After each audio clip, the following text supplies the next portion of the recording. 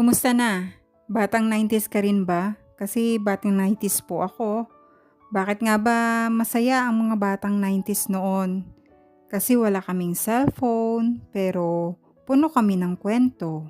Wala kaming wifi, pero hindi kami boring. Wala kaming load, pero hindi kami poor sa saya.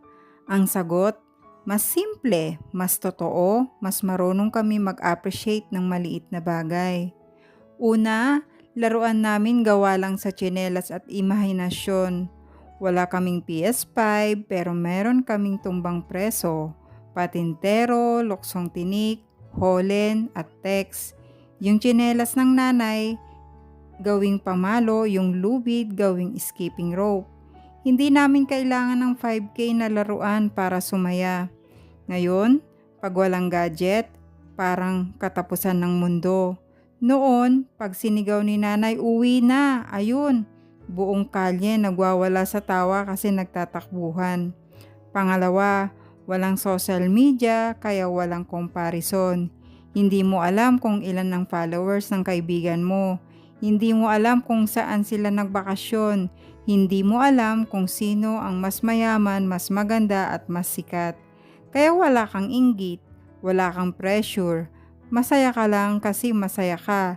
Hindi kasi mas masaya ako kaysa sa post niya. Pangatlo, mas matibay ang barkada kasi face to face. Pag may away, kinabukasan bati na sa labas ng bahay. Hindi block, hindi scene zone, hindi post ng cryptic caption. Mag-uusap kayo, mag-aaway kayo, tapos maglalaro ulit kayo mamaya. Yung salita mo may timbang kasi harap-harapan mo sinasabi, hindi behind keyboard. Pang-apat, telebisyon ang Netflix namin at sulit yun. Marimar, Mara Clara, Tabing Ilog, Goosebumps, Animaniacs, Power Rangers. Hindi ka pwedeng mag-skip ng episode kasi walang replay.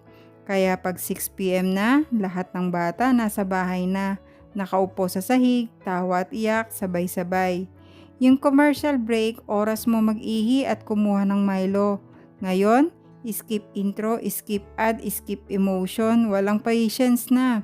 5, mas maraming first time na di ko makakalimutan.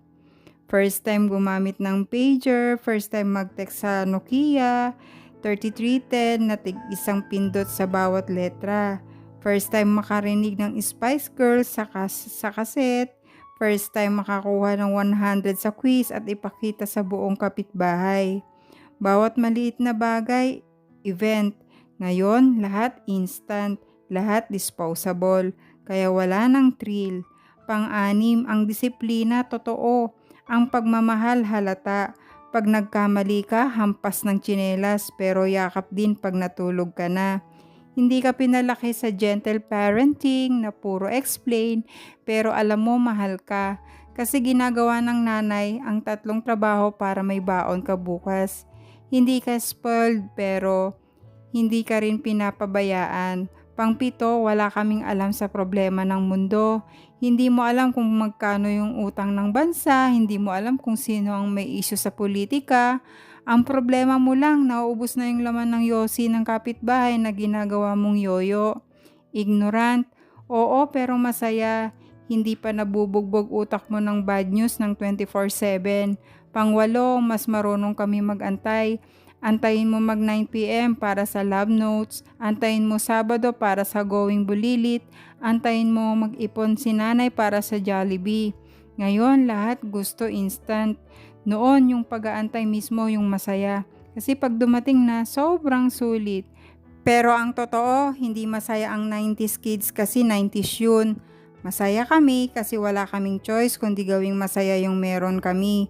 Wala kaming distraction kaya nagkukwentuhan kami.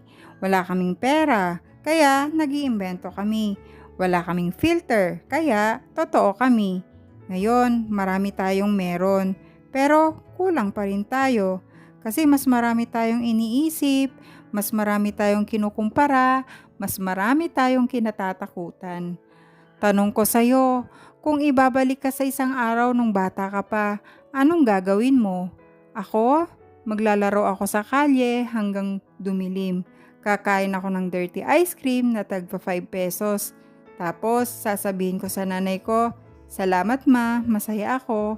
Kasi noon yung kailangan ko para maging masaya. Ngayon, daming kailangan. Pero bakit mas parang kulang pa rin? Ikaw, mismo na rin ba yung ganong saya, yung batang 90s? Ang sarap ng masayang buhay pero simple lang, 'di ba? Kasi ngayon, ang dami ng bigat sa buhay. Pero ganun talaga, laban lang at 'wag kalilimutang magdasal. Thank you Lord palagi.